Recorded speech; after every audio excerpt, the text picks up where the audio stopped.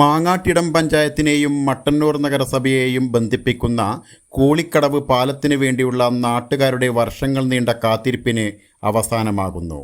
പാലം ഈ മാസം 29-ന് പൊതുമരാമത്ത് വകുപ്പ് മന്ത്രി PA മുഹമ്മദ് റിയാസ് നാടിന് സമർപ്പിക്കും. മാണിക്കോത്ത് വയലിനെയും കുഴിക്കൽ പ്രദേശത്തെയും ബന്ധിപ്പിച്ചാണ് പാലത്തിൻ്റെ നിർമ്മാണം. 6,67,00,000 രൂപ ചെലവിലാണ് നിർമ്മാണ പ്രവർത്തികൾ പൂർത്തീകരിച്ചത്. മാണിക്കോത്ത് വയൽ മുതൽ കുഴിക്കൽ വരെ മെക്കാടം അപ്രോച്ച് റോഡും നിർമ്മിച്ചു. പാലം തുറക്കുന്നതോടെ വട്ടിപ്രം അയ്യപ്പൻതോട് 3-ാം പീടിക ഭാഗത്തുള്ളവർക്ക് കണ്ണൂർ വിമാനത്താവളത്തിലും കാരപേരാവൂർ കയനി മണക്കായി ഭാഗത്തുള്ളവർക്ക് കൂത്തുപറമ്പ് തലശ്ശേരി ഭാഗങ്ങളിലും എളുപ്പത്തിൽ എത്തിച്ചേരാൻ കഴിയും. 30 വർഷം മുമ്പാണ് കൂളിക്കടവിൽ പാലം നിർമ്മിക്കണമെന്ന ആവശ്യം ഉയർന്നു വന്നത്. 1998-ൽ പ്രാഥമിക നടപടികൾ തുടങ്ങി. 2011-ൽ P. ജയരാജൻ MLA ആയിരിക്കെ പാലം നിർമ്മാണത്തിന് 4,05,00,000 രൂപ അനുവദിച്ചു. സ്ഥലമേറ്റെടുക്കലിലെ കാലതാമസം നിർമ്മാണ പ്രവർത്തനങ്ങൾ മുടക്കി.